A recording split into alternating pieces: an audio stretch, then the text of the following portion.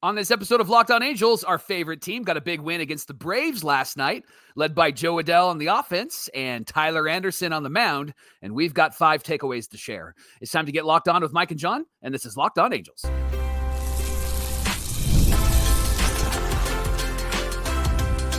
You are Locked On Angels, your daily Los Angeles Angels podcast, part of the Locked On Podcast Network, your team every day. Thanks for making Locked On Angels your first listen of the day. You can find us anywhere you get your podcast, including Apple Podcasts, Spotify, and SiriusXM by searching Locked On Angels. And if you'd like to get back to the Super Halo Bros for all the Super Halo content, here's some things that you can do. Leave us a rate and a review on Apple Podcast. If you're watching on YouTube, hit that thumbs up button. And if you're not subscribed already, please subscribe and become a Locked On everydayer. And whether you're watching or listening, come over to YouTube, leave a comment. One of the best ways to get in touch with John and I and be a part of the conversation. And this episode of Locked On Angels is brought to you by Monarch Money. You can take control of your finances with Monarch Money. Use our promo code LOCKEDONMLB at monarchmoney.com for 50% off your first year. Thanks for being here for this episode of Locked On Angels, where it's your team every day. You've got the Frisch Brothers here with you, a.k.a. the Super Halo Bros. My name is John, and that's my brother Mike. And my name is Mike, and that's my brother John. Hey, we're here 5 days a week talking Angels baseball with you Monday through Friday, any day, any time of the week. We're here for you. On today's show, Rengifo is playing better. So what changed? We'll tell you about it.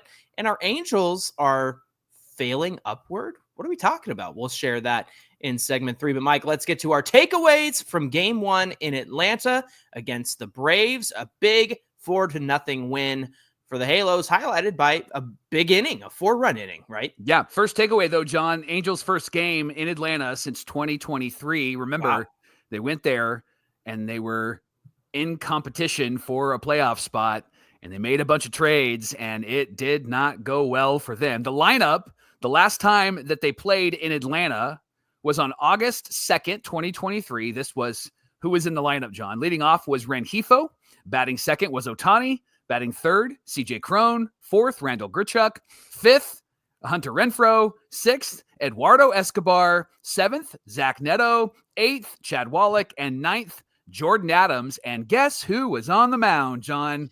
Oh, boy. Lucas Giolito. Yeah, I can only sure guess, Michael. Yeah. Yeah. And a very different lineup last night for our Halos, and that's a good thing. Neto led off, Shawnuel, Trout, Ward, Adell, Soler was back, O'Hoppe, Rengifo, and Christian Moore hit ninth. Tyler Anderson was on the mound. John, 7 of the 9 starters had an OPS of 700 or more, which is very good. So this team, as we've talked about on yesterday's show, offensively, they're strong and they can be good. And we'll talk about their good in just a moment. We'll also talk about their not so good. But John, let's start with the real good, and that was Tyler Anderson on the mound. Just really fast before I get to Tyler Anderson and our second takeaway. Cron and Grichuk, 3 and 4 in the lineup? What are we doing? Like, that's what we put out Bill there? Nevin. Oh, my gosh. Anyway, Tyler Anderson was back to being the good Tyler Anderson. He started out this game by striking out the side in the first, worked around a single and a double, didn't allow any runs. That was the story of his start last night, but he was working around trouble as he is able to do. Bottom of the 4th, the Braves got a leadoff single, but Anderson got out with any damage. Bottom of the 5th, Mike, a leadoff triple on a ball that Soler just couldn't catch, had a 60% catch probability on that one. Looked like he was right there. I don't know. Yeah. It was like, did it go over his glove? Was there a hole in his glove? It just hole in his glove, right? Yeah, it was so weird. I don't know how did you miss that? Yeah, I don't know if it was the camera angles because it's a different stadium or whatnot, but it looked bad. Let's just say it looked bad. Yeah, it didn't look great. Either way, Tyler Anderson works around the triple and gets out of the inning without giving up any runs, and that was important because at that point it was 0-0, and so momentum is not an easy thing to quantify or measure, but you can certainly bet that that would have given the Braves some momentum or at least put some pressure on the Angels. But Anderson went 6, 4 hits, no runs, 2 walks, 7 Ks on 87 pitches. Mike, was that a quick hook or was it just right? What do you say? I think it was a quick hook. I know that he was working around trouble, but 87 pitches, I think I would have at least let him pitch against Verdugo. Now, I know that his splits are odd. He's better against right-handers, Anderson, than left-handers, and Verdugo is a left-hander. I think I would have maybe at least let him have one more at bat, maybe at least pitch against Verdugo to see what happened. Now, I know know what? Fermin came in, and Fermin was fantastic, so I don't have a problem with that. But I think if I'm managing this team, I would have at least let him go out there to start the 7th inning. Hold on. Lindsey Crosby, our good buddy who does the Locked On Braves postcast, had a stat, and I think it was that Verdugo in his career, he's 3 for 8 against Tyler Anderson, including a home run, which I think happened last year when Verdugo was with the Yankees. Okay. So maybe there was a little bit of a matchup thing going on there, and so that might ease your consternation, if you will. Well, I think what we're going to find, and we've talked about this on the show, is Ray Montgomery is going to be more analytical than Ron Washington, right? He's not going to go with the gut. He's going to go with the stats, going to go with the metrics, what history said. And it was a good decision based off of what history said, that Verdugo's really good against Anderson. Anderson splits against lefties and righties are very different. And he was, he allowed 6 base runners in 6 innings. So he was scattering a lot of hits and didn't allow any runs. So perhaps because he hadn't been pitching well, Montgomery was like, nah, you got us there. Appreciate that. Yeah. We're going to bring in our fresh bullpen. And honestly, man, Fermin, Detmers, Jansen, they all looked fantastic. Fermin's now a high leverage guy, John. I mean, this guy is fantastic. Got his first major league win last night, by the way. And so I think if I'm managing this team, I initially would have said, I think I would have let him come back out. But knowing that stat, it makes sense. And I agree with Ray Montgomery's decision. And with Anderson struggling the last couple of starts, it's like, take the win, take the W. You got 6 clean innings. Let's go. Right, let's move on. Mike, the Angels' bad habits, our third takeaway, they showed up in this game. And it's not about striking out too much. The strikeout is part of the game, but the problem is in this game is the Angels swung at the pitch low and away every single time. Every single time. I mean, say that again. Every single time they swung at that. Terrible, right? Like Grant Holmes was the starter for the Braves.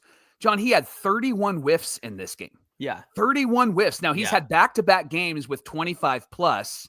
The only other guy to do that is Tarek Skubal. So Grant Holmes is in some good category with Tarek Skubal, and he's not a great pitcher, but he looked fantastic last night. And John, our buddy O'Hoppe, was the main culprit last night. He swung and missed at the pitch, down and away in his first 3 at-bats, and resulted in strikeouts. If you're on the video side, you see on the screen 2 of his at-bats. It was bad. Look at where those balls are. Everything is down and away. If you're on the audio side, everything's down and away. Right. And we all saw it. We all saw it from the couch. We saw it from the dinner table. Everybody that watched this game knew they were going to throw you that slider or sweeper down and away. Do not swing at that. And O'Hoppe just could not hold back. But John, the Angels, up until the 7th inning, could not hold back. In fact, we have another graphic that you've tweeted at Locked On Angels. Why don't you talk about it? Yeah, so I was doing some digging in terms of the conversation we had yesterday about the Angels' quality of contact. And then I realized, the scouting report on most of the Angels is throw it down and away. And so if you're on the audio side, what we have here is a graphic of all the hitters and their strike zone and the number of pitches thrown in particular quadrants of the strike zone.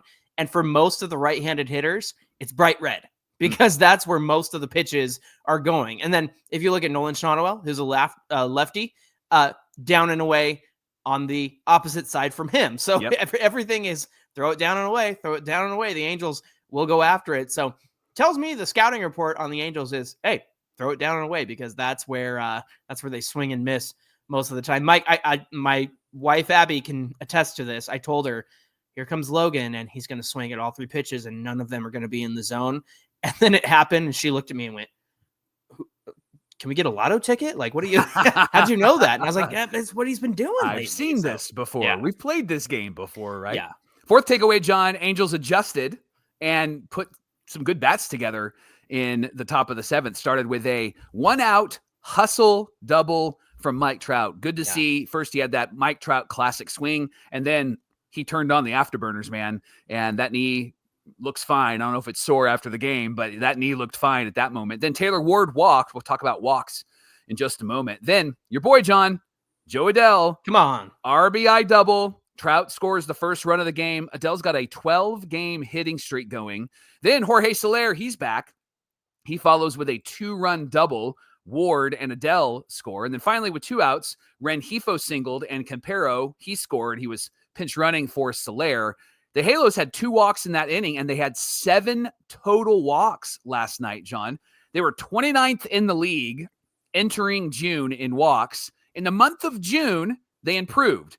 They were 15th in the league just in the month of June. So middle of the pack from the bottom of the pack. And so let's see if they can continue to do that. That's helpful for this team, right? What's the Costanza line? Not doing too much, not showing off? Not lagging behind. Yeah, there it is. There it is. Finally, Mike, the 5th takeaway here. The Angels did use Kenley Jansen, even though it wasn't a save situation. And the reason we bring that up is because the Angels have 13 games over the next 13 days. So the question is, should they use Jansen when it's not necessary like they did last night? I think in this situation, I would have used him, and you just don't know, right? You're playing for, and this has been what I've complained about on this show, right? Like I want you to play to win this game, to win this game. Right. Now, if they can't have Kenley Jansen because they used him for 2 nights in a row and it wasn't a safe situation, and then you've got Reed Detmers. And you've got Jose Fermin. You just have to kind of mix and match the bullpen. That means those guys move up to 8 and 9 instead of 7 and 8. So it does adjust some things. They did not use Zephyr John last night. And so maybe Zephyr John becomes your 7th inning guy in those situations. Bachman as well, right? And Bachman, correct. Yeah. So there, I didn't mind it because I've wanted Wash and I've wanted Montgomery. Just manage this game and then just win, baby. We'll just figure it out tomorrow and we'll figure it out the next day. I want to see all of our best players in there helping us get a victory. And that's exactly what happened last night. Yeah, it was great to see them go for the win. And there were a lot of great comments in response to our conversation yesterday. One of them was essentially, how many lineups have the Angels punted against bad teams, and kind of like on Sunday when we didn't have Trout, we didn't have Neto, right? So that's something that will be worth digging into at a future date. Thanks for making Locked On Angels your first listen of the day. Coming up, the Angels are failing upward. What does that mean? Well, we'll share that with you in segment 3. We'll talk about that in just a minute. You can get the supplies you need from the site that's made for skilled trades at supplyhouse.com. Whether it's plumbing, HVAC, or electrical work, supplyhouse.com is the reliable way to order products online. They have an easy-to-use website packed with helpful resources and the latest product info to help you get the job done right. A complete inventory of over 200,000 parts from 400-plus top brands. You're going to find exactly what you need delivered fast, coast to coast. And if you need help with any sort of order, Supply House offers expert support and industry-leading service. And they have a free Trademaster program that offers exclusive perks like a dedicated phone line, free shipping, and discounts. And you can be a part of it by going to supplyhouse.com/TM. And you can order plumbing, HVAC, and electrical supplies with just a few clicks at supplyhouse.com. When you check out, use our promo code SH5 for 5% off your first order. Again, that's supplyhouse.com. This is the Locked On Podcast Network, where it's your team every day. Thanks for making Locked On Angels your first listen of the day. Mike, do I have bags under my eyes? Can you see? Because our baby's teething and kept us up pretty late last night. But we're here and we're doing the show. So yeah, it was a rough one. That's great. And then they grow up and they don't show up at home for a curfew. So you still have bags under your eyes. You're waiting for them to come home. When they come home, they're like, "Oh, we're having a good time," and you're like, "Yeah, but we're not sleeping." So bags at the beginning, and that's bags the at dad the section of Locked On Angels. Yeah, today. exactly. But we're here every day because we love the conversation and we love hopefully making you a smarter Angels fan at the end of the day. And so, it's time to talk about Luis Rengifo. He's turned a corner recently, Mike. Entering last night's game, he's been really good over the last 16 games. A 309 batting average, 387 on base, and a 545 slugging. That's a 163 weighted runs created plus. That means he's 63% better than league average. And then 6 extra base hits. Before that, Mike, his line was not very good, was it? No, 208, 242, 256. Not great at all. And the question is, what changed? Did he adjust his stance at the plate? Maybe. Did he start going the other way? Possibly. But what really changed?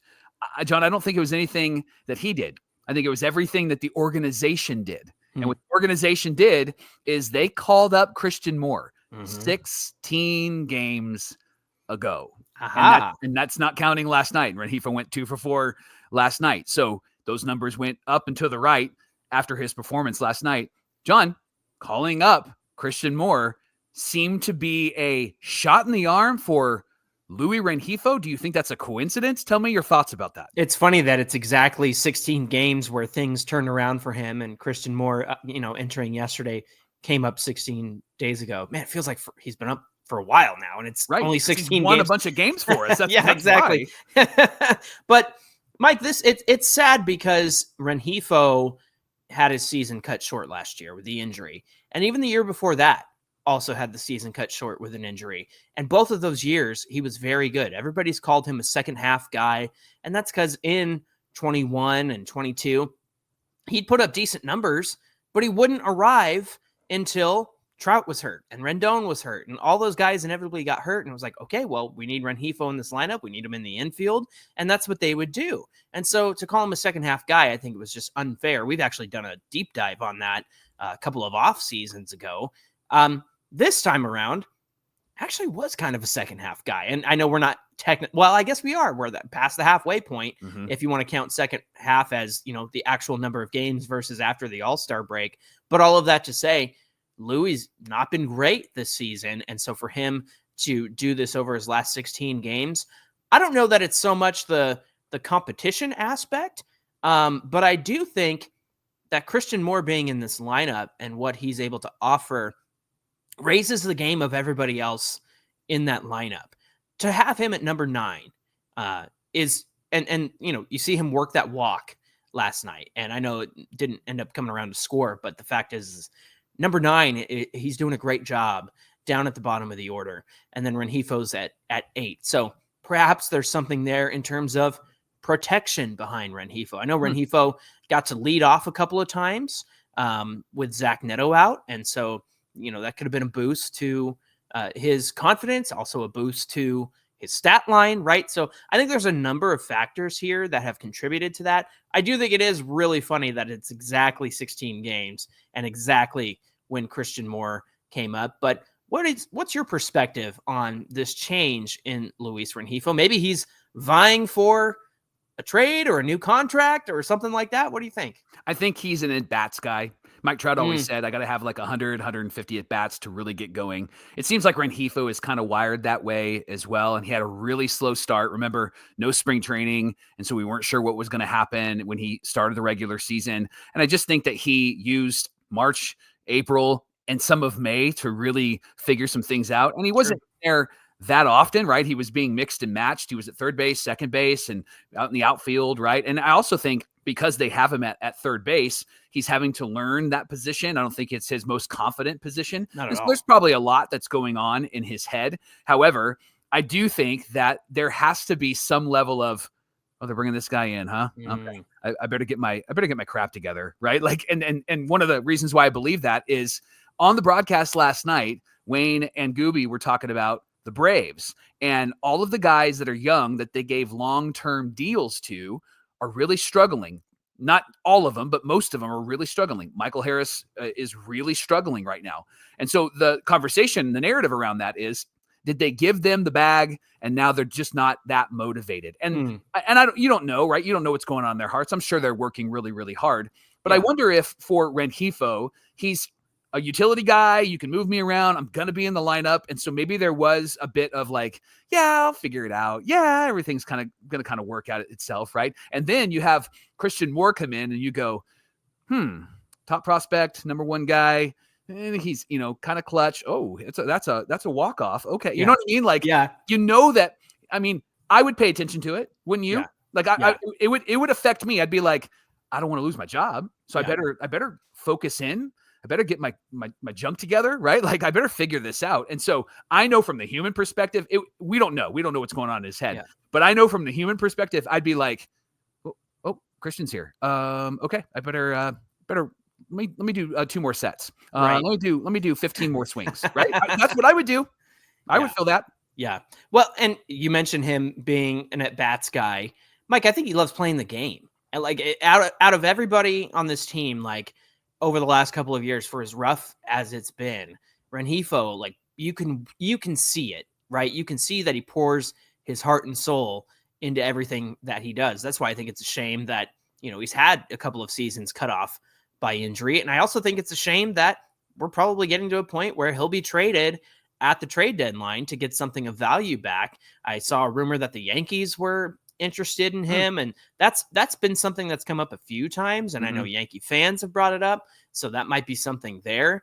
Or, they don't, as we've talked about, where, worst case scenario with this team is that they stand pat. They probably won't go buying with a bunch of prospects like we were worried about.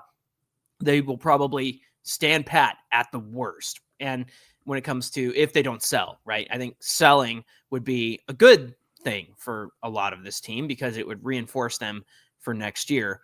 So for Rengifo to play up right now, I mean, he's adding to his trade value. He's got to get a contract after this year if he doesn't get an extension from the Angels or maybe even the team that he ends up with.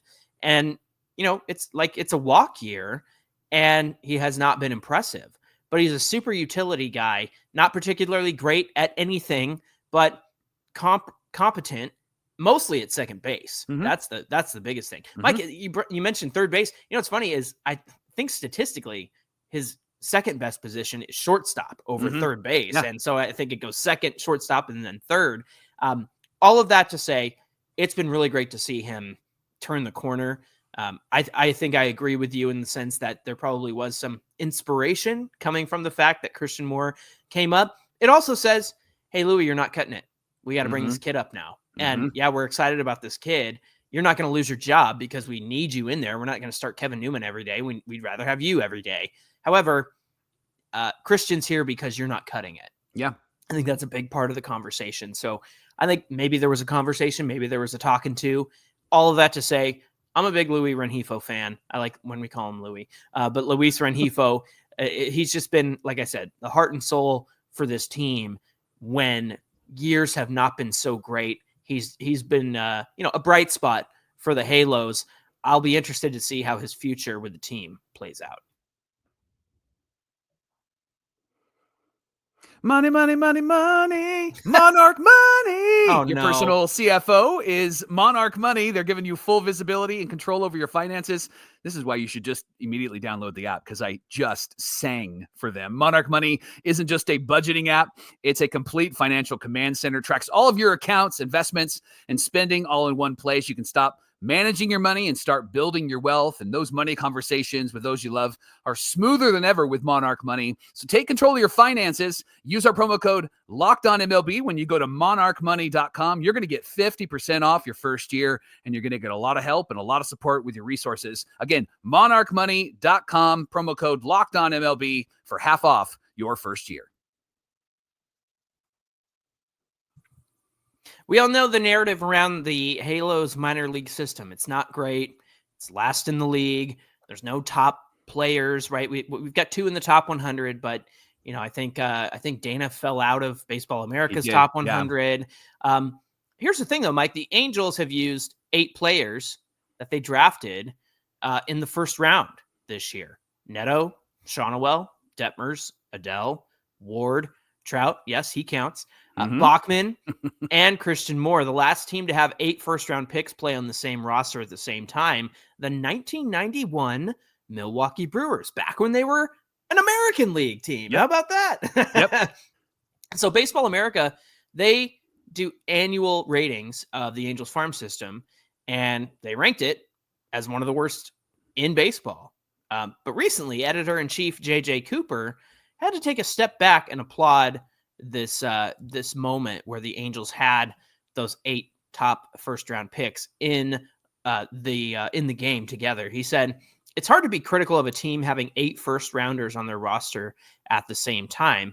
That is truly unusual, and I would say a pretty special achievement." Now, Tim McIlvaine is the current scouting director for the Halos, and he selected guys like Zach Neto, Nolan Shonowell, Christian Moore. Keep this guy. He's doing a great job. And he said to have his guys play along with previous first-round picks it felt pretty special. In McIlvain's words, he said, for everything to click and to get the guy that you really thought they were going to be or hoped that they would be, that's a pretty big accomplishment. To have 8 of them click, that's just crazy and doesn't happen in baseball. Now, just to affirm how crazy this is, John, here's some stats. From 2011 to 2020, a span far enough back that could give every one of those draft picks some reasonable time to make it. 77% of all first-round picks reached the majors. That includes players who had a handful of games and then disappeared. As of last Wednesday, 23% of all players on active MLB rosters were former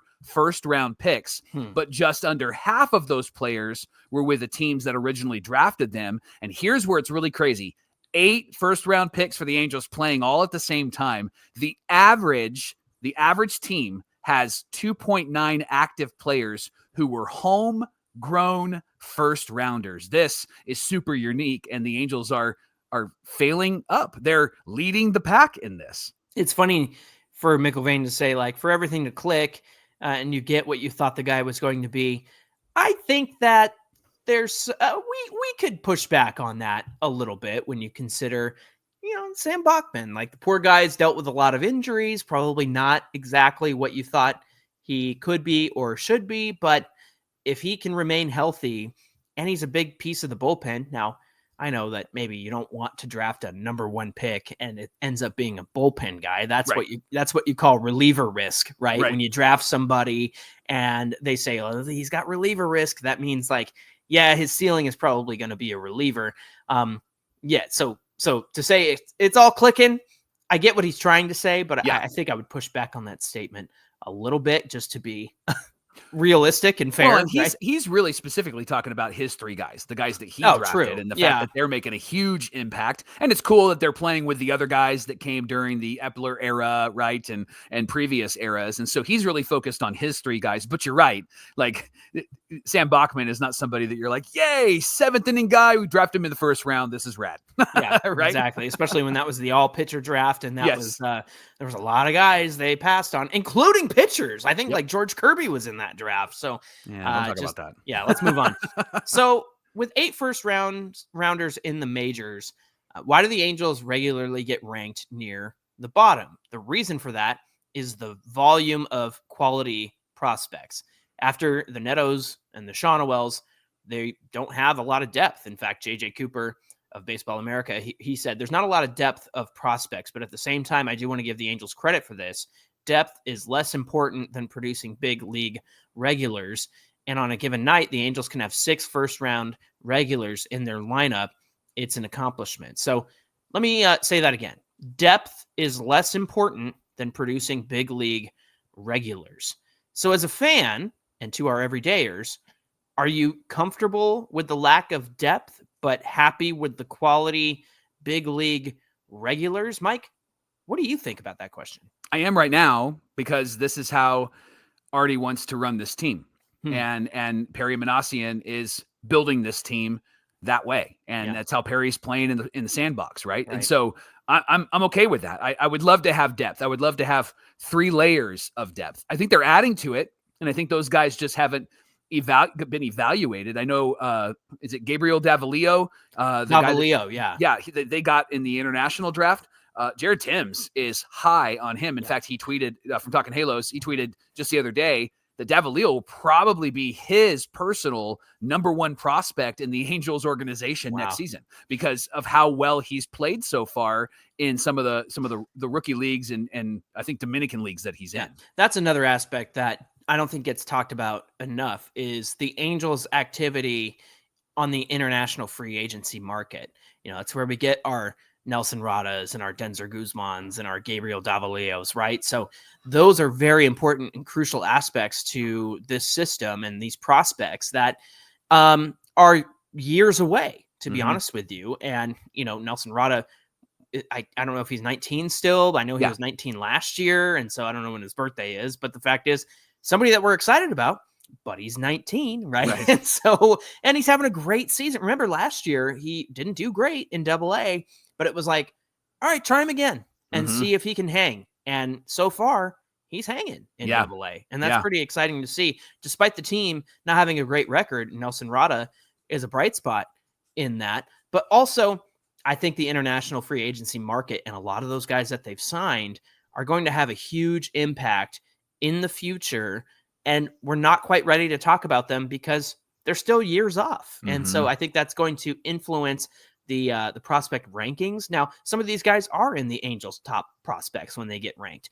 At the same time, I think more of those international free agents are going to rise to the top and open up eyes, like Jared Timms shouting the praises of Gabriel Davalos, right? So it's just a matter of time, I think, before some of those international free agents start to emerge.